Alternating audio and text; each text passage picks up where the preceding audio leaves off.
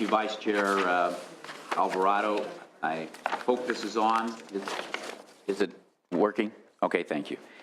They used to have the little red buttons that stood out. Now it goes right off, so. Maintenance. I'm confused. I have before you I did. I think I'm on. Yeah. I have before you a slide show that we had intended to be able to present, but due to the need to switch the program, I'm going to have to take you through this manually. So I hope each of you have a copy of the documents that were provided by your staff. I think with respect to the second slide, and I'll call them out by number in the lower right-hand corner, you see California's current transportation funding situation. And I think the committee is familiar with these facts. They're very straightforward, and many of the members of the previous panel talked about these. We have challenges. We have a declining gas tax revenue stream and the purchasing power being impacted primarily due to vehicle efficiency and inflation. We have increased costs, as you pointed out, Mr. Chairman, with respect to deferred maintenance. And then, of course, over the past several years, we've seen significant amounts of transportation revenue diverted for non-transportation purposes. I'm happy to say that we are on track to get those dollars back for transportation, and the governor's budget includes a payment of $789 million in remaining funds to be paid back. Next slide, we talk about the history of the base gasoline excise tax rate. This is actually, I think, a very good slide to show you how the purchasing power continues to eat into the gas tax revenues. Across the bottom of this chart, you see gray bars that represent every year that the gas tax has been in effect since 1922. It was first implemented in California at a 2-cent per gallon rate. Over here at the other side of the chart at year 2013, we're at 18 cents a gallon, and we've been there for our base excise tax since 1994. The key point in this chart is the squiggly line that goes across the chart, and it actually reflects the inflationary impact that we've had over the years, and that represents what the level of gas tax adjusted for inflation would have been. So I call your attention to the last slide there at 2013, and you see that that line dips below the 18 cents per gallon that we implemented back in 1994, and we're currently at about 8 cents on that same level of gas tax. So whereas in 1994, you were getting 18 cents per gallon that you could spend, today, equivalent, you're getting only about 8 cents per gallon. Next slide is just a graphic that I think most of you have probably seen. The crisis grows as the vehicle fuel efficiency accelerates the loss of revenues. If you look at that slide, you see VMT growth continuing to increase. It's at a relatively lower rate than the chart might indicate, but it is still going up. But we're seeing consumption decrease to some degree, and we're also seeing a significant revenue loss due to increased fuel efficiency of the vehicle fleet. The next slide, I'm sure you're also members aware of the results that we're talking about with respect to our current funding crisis.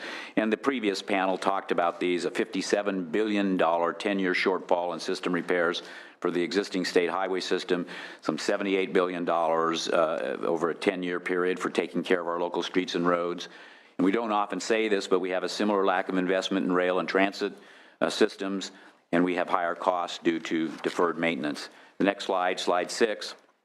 Most recently, the CTC had to adopt a revised fund estimate based on these declining revenues.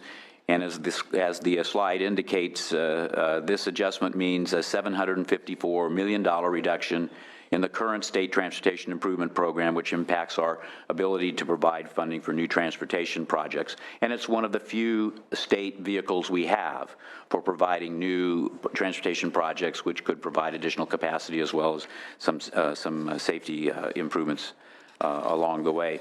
And so that's what you've charged us to do today, is to explain to you how this all works. And so I've tried to put together, and this worked well at the Transportation Forum put on by the California Transportation Foundation last week, to explain exactly why we find ourselves in this situation. So what is the State Transportation Improvement Program? Continuing on to page 7. It's a 5-year plan that's adopted biennially. It includes state highway, intercity rail, regional highway and transit improvements. It's constrained by available resources, as Vice Chair Alvarado indicated. We have to make projections in terms of the revenue that will be available on the best guess of what those revenues are going to be. County shares go out based on a north-south split. 60% of the dollars to be spent in the south and 40% to be spent in the north. The formulas are based on population and state highway miles. And Senator McGuire, this is why Sonoma County suffers in that regard, because of the population piece of that. Projects must be nominated by counties or Caltrans. And again, as somebody in the previous, I think it was Keith Dunn on the previous panel indicated, 75% of those revenues go to counties, 25% to Caltrans, and it does include new capital projects. So the next slide, slide 8, shows the historic STIP program levels back to 2000. And so in 2000, you see by that chart that we were looking at roughly a $5 billion 5-year state transportation improvement program. That jumped up to $7 billion in the 2002 STIP, largely because there was a program implemented by then Governor Davis that provided a significant amount of increased revenues. And then as the state's budget crises started to develop, there were loans made out of those funds. That you see the subsequent drop there. It was up to nearly $8 billion in the 2006-2007 timeframe, largely because of Proposition 1B. And then by 2010, we dropped down to about $3.5 billion with implementation of the gas tax swap. And it has fallen even further through this year. Moving on to slide 9, the gas tax swap actually worked fairly well in 2010-11, and I have 2 bars here that show how the dollars were split before and how they are split today.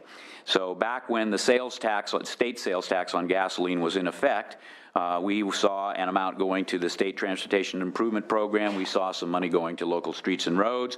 There was money going to transit, but the general fund took a lot of those dollars that came about when gasoline prices increased and the sales tax revenues went up, and used those dollars for general fund relief. A lawsuit filed about 2010 by the California Transit Association resulted in those dollars being eliminated as available for the general fund, and the legislature developed the gas tax swap to account for that. They implemented, in place of the 6-cent sales tax on gasoline, a 17.3-cent excise tax. It was revenue neutral, as you've heard explained. Roughly $2.4 billion in revenue was raised through the 17.3-cent excise tax, and the money was split as is indicated there. So first call on those dollars was for a replacement of weight fees that, as part of the gas tax swap, were shifted to the general fund to pay for general obligation debt service on transportation-related bonds. So the first call on the base or the price-based excise tax was to backfill the weight fees. It roughly is about $1 billion. It's been around that amount since 2010-11. The remaining money was split 44% to the State Transportation Improvement Program, 44% to local streets and roads, and 12% to the State Highway Operations and Protection Program. The next slide is the slide that shows the problem that we've experienced. And I know this looks like a Pac-Man slide, but it really shows that when the price-based excise tax decreases, when the revenue from that tax decreases, the weight fee backfill continues to consume the same amount to offset the transfer of the weight fees, and so it gains an increasing share of the amount of dollars left over. So you see that in the first slide, which represents the 2013-14 price-based excise total, which, by the way, was about $3.1 billion. You had the $1 billion going to pay for the weight fee backfill. Then you had money for the shop, money for the STIP, and money for local streets and roads. But as that amount has declined over the last 3 years, $2.7 billion in 2014-15, about $1.8 billion in 15-16, and maybe as low as $1.5 billion in 16-17. You see that we hold the amount to reimburse for the loss of the weight fees to go for transportation-related debt service, and the piece of the pie that goes to local streets and roads and to the State Transportation Improvement Program, as well as for SHOP, shrinks dramatically. Now, here's the dilemma that the Commission was faced with in the next slide, Slide 11, looking at the various 5-year projections of the price-based excise tax rate that we had to consider as part of the fund estimate.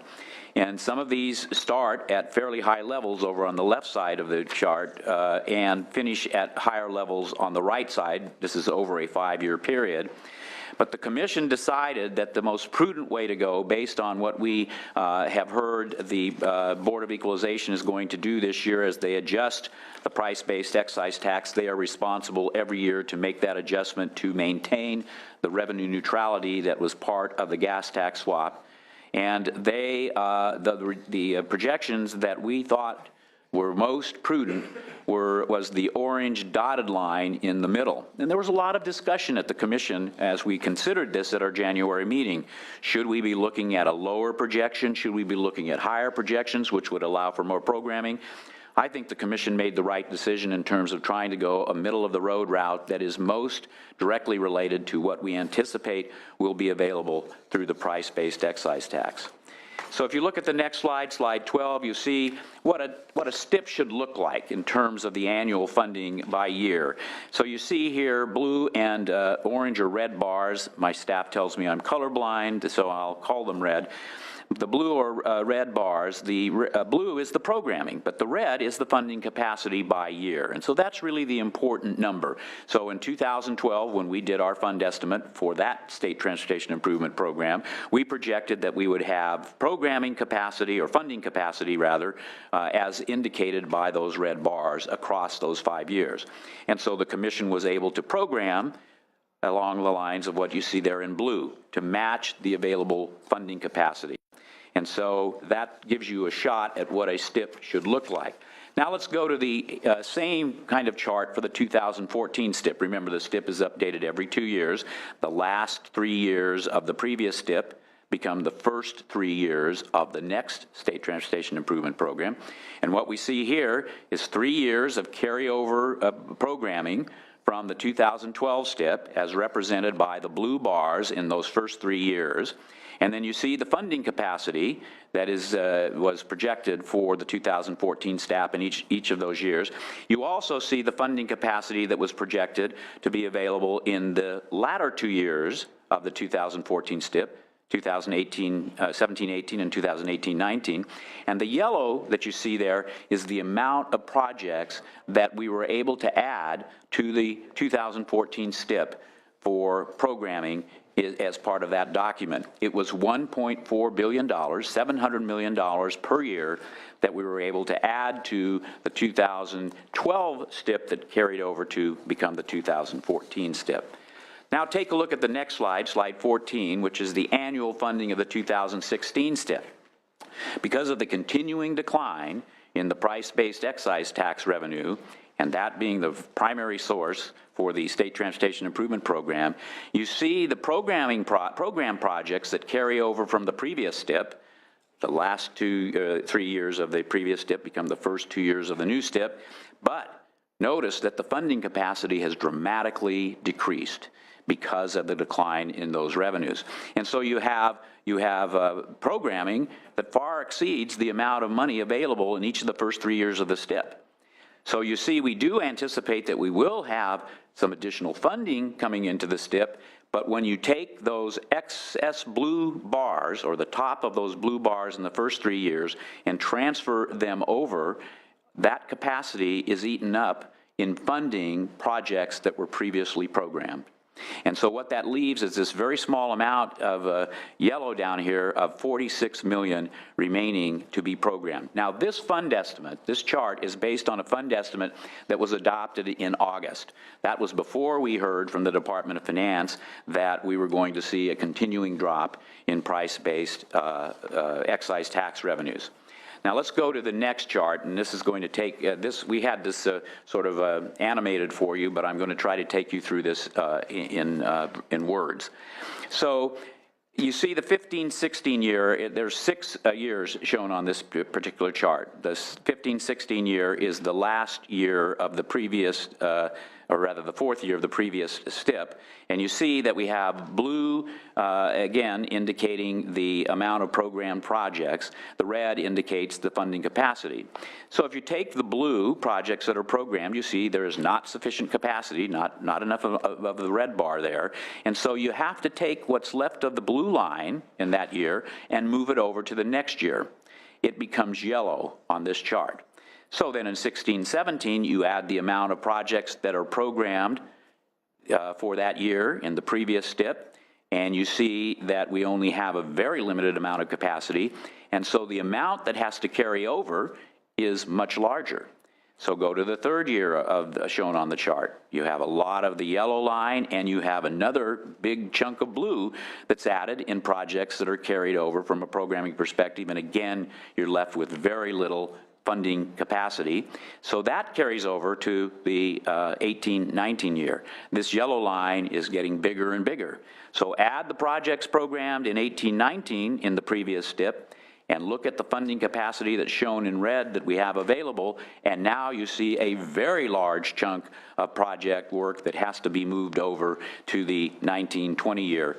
Very little capacity in that year as well. So that amount carries over, and you see the yellow bar, and then in the last year, 2021, the amount of money that we expect to be available from the price-based excise tax, and you end up with $754 million that has to be deleted. I'll call your attention to the fact that this doesn't even, this shows, but I want to make sure you recognize that many projects have to be delayed as well. But we have to deprogram, as a result of this, situation, about $750 million going forward. So the Commission is asking regional agencies at this time to tell us which projects should be delayed and deleted. We are asking for that information as they submit their regional transportation improvement programs. We'd like the regions to make those choices to the extent that they are in the best position to judge which projects are highest priority. But yes, I know Sonoma County does. I've heard from Riverside County. I've heard from Los Angeles, certainly Orange County. I've heard from all of the counties. Believe me, we are hearing a lot these days.